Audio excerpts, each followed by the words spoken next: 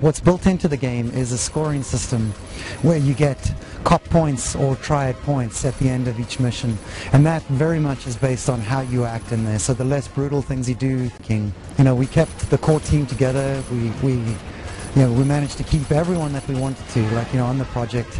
And when Square Enix London Studios came around, and with their past experience, and they picked up the game and they loved it, and we knew that we had a partner in them that we could put the game out together. Making open world games is incredibly hard, and you have to be surrounded by the right people. I personally love the name. It comes from the proverb, "Let sleeping dogs lie." And it goes to the heart of that undercover story. That guy caught in a very stressful, tense situation that, the wrong thing could set. Face is one of the central components of the game. It's in effect one of the things which you collect, like as you go through the game.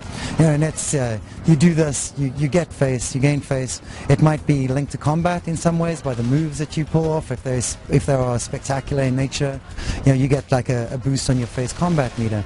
This unlocks like a whole bunch of new moves, which were previously hidden to you, and gives you different upgrades. But it's also pervasive throughout the open world. So, your face, there are different levels of face throughout the game, and depending on what level you're at, you may or may not be able to talk to people, and these people may have.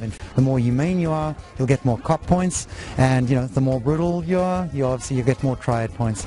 At the end of the day, you can spend those points against upgrades, so it does impact your gameplay experience. But I think part and parcel of going undercover and experiencing that moral grayness, there isn't a right, there isn't a wrong, and that's part of the hero's journey. That's part of him discovering more about himself, and where he comes out the other end. Same experience from any great undercover cop movie.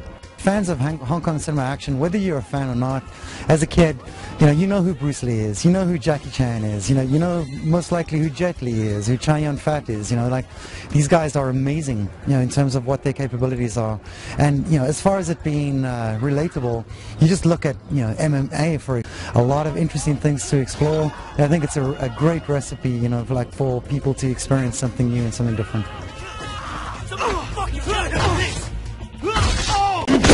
Dog Eyes gonna kill you! Fuck Dog Eyes!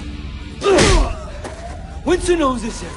You fuck with us, and you'll regret it. Okay, but please, make sure Dog Eyes doesn't kill me. One of the things which fascinated us about the Triads was just how ingrained they were, in society. They're not just the thugs that you see at street level. These are, they're policemen, they're bankers, they're lawyers.